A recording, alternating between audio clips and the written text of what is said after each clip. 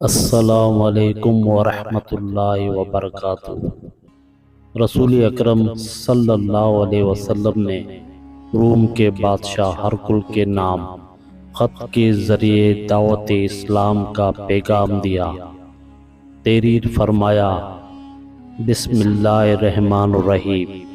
اللہ کے بندے اور رسول محمد صلی اللہ علیہ وسلم کی طرف سے روم کے بادشاہ ہرقل، سلامتی ہو اس پر جس نے ہدایت کی پیروی کی۔ میں تمہیں اسلام کی دعوت دیتا ہوں، اسلام قبول کر لو، سلامتی پاؤ گے اور اللہ تعالیٰ تمہیں 2 اجر عطا فرمائیں گے، اور اگر تم نے انکار کیا تو رومیوں کا گناہ تجھ پر ہوگا۔